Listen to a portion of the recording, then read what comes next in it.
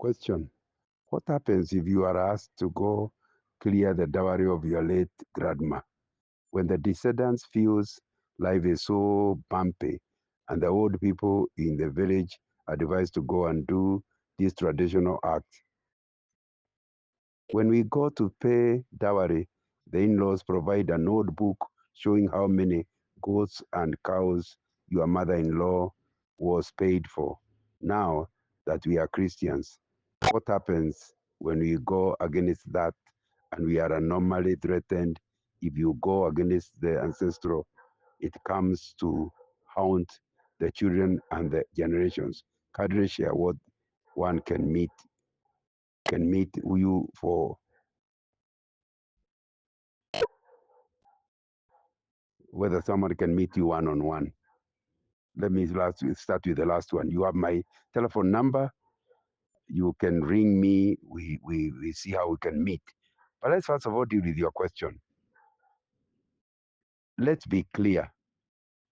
I explained that culture involves preferred way of doing things plus demanded way of doing things.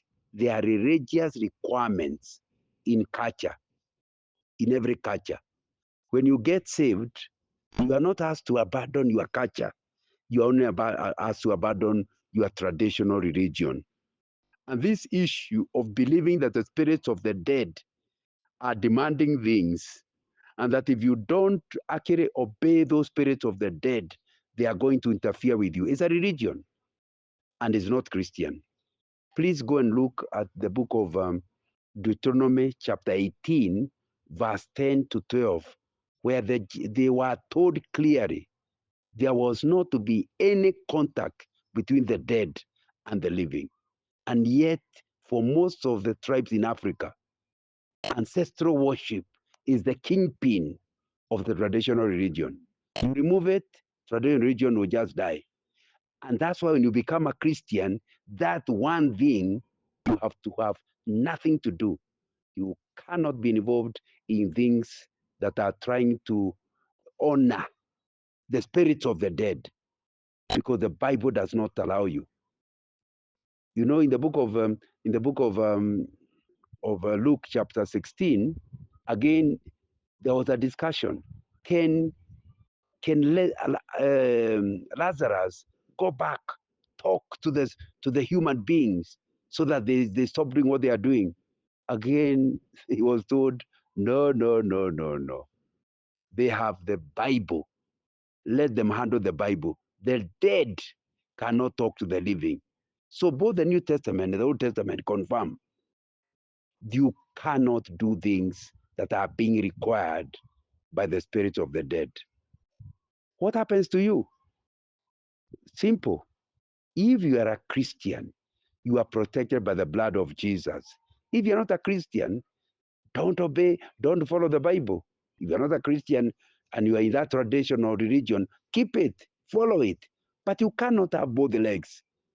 You cannot be keeping ancestral worship requirements and still believing that Jesus Christ became the cross, became a curse. The Bible tells us when he went to the cross, he became our curse. So all the curses of the ancestors are nailed on the cross of Christ.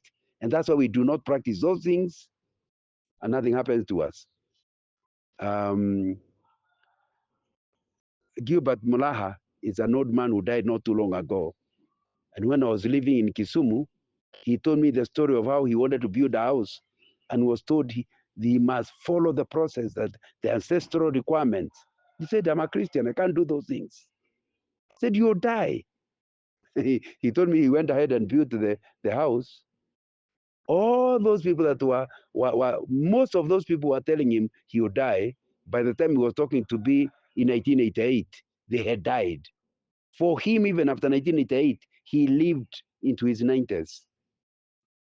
To prove to you, he disagreed with ancestral spirits and lived to his 90s.